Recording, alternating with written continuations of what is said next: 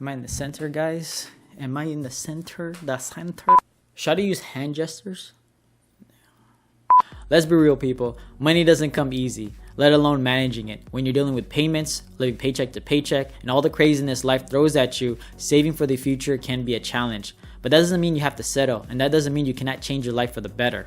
In this video, I will share with you 2 different ways that you can save money for big expenses by setting up emergency and sinking funds, and I'm going to tell you why you need both. Hey everyone, welcome back to the channel. My name is Ehren Sixon. Adding emergency and sinking funds to your life allows you to have a safety net between you and the unknown. Life happens, but don't let yourself be caught entirely off guard. Let's break down each type of fund. An emergency fund is in the name. It's savings for an emergency. I'm talking about unexpected or unplanned expenses. These could be a job loss, a car wreck, or a hospital visit. An emergency fund of $1,000 is highly recommended, especially if you're tackling debt. Once you're out of debt, beef up the emergency fund to 3 to 6 months. Some even say to even beef up your emergency fund to a year's worth of expenses. Now that's playing it safe. A sinking fund is basically saving up money for upcoming purchases or future expenses. You may set one up if you're planning to purchase a new car, go on vacation, remodel a new kitchen, a down payment for a home, the list goes on. A sinking fund allows you to put money aside so you don't have to worry about touching the emergency fund. Remember, an emergency fund is used for emergencies. Sinking funds can act like a shield to your emergency fund. It's another layer of protection before you use the emergency fund for anything.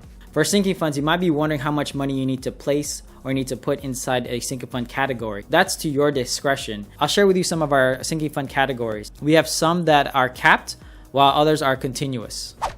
Our vacation and car repair cash envelopes act as continuous sinking funds. They do not have a cap on them. We will continually put the required amount of money in each envelope from every paycheck. That means we will continue to keep funding $100 every paycheck to our vacation envelope. We will also keep funding $50 every paycheck to our car repair envelope. Spending the money for vacations and car repairs vary every time. Now, our cleaning, laundry, and gift cash envelopes act as capped sinking funds. We will continue to put the required amount of money in each envelope until it reaches a certain value. For example, we will continue to contribute to our cleaning and laundry cash envelope until it reaches $500, and then we stop contributing to it.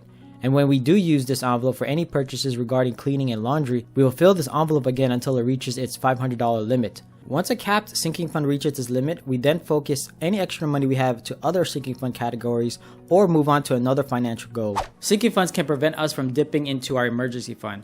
They actually work together, giving us the opportunity to be more financially secure.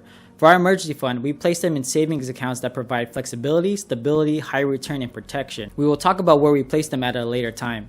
Again, emergency funds are used for actual emergencies, but we find ourselves quite often tapping into our emergency fund due to the lack of planning or being impatient as an excuse to use it. Here's a flowchart on how to determine when to use your emergency fund. The first question I would ask myself in a situation is, could I have prepared for this expense? If the answer is yes, then it's not an emergency and I could use the sinking fund and save for it. But if the answer is no, then the follow-up question should be, is it crucial? If the answer is no, then again, it's not an emergency and I could use sinking funds and save for it. But if the answer is yes, then the situation is an emergency and therefore the emergency fund must be used.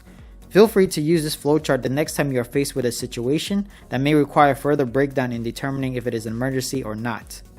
The benefits of having an emergency fund and sinking funds are amazing. It'll keep your stress level down.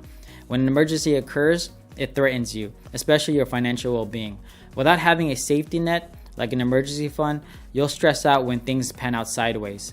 Being prepared with an emergency fund and sinking funds will give you the confidence to tackle life without worrying too much about money. It'll keep you from spending spontaneously, and I know how that feels. It'll also keep you from making continuous bad decisions with money. Let me know in the comment section down below, have you set up your emergency or sinking funds? What are your sinking fund categories, and how big of an emergency fund do you really need?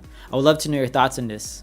Thanks for watching. Before we end the video, check out these other videos. Be sure to like and subscribe, and don't forget to hit that notification bell to see more videos like this one. And I'll see you all in the next one.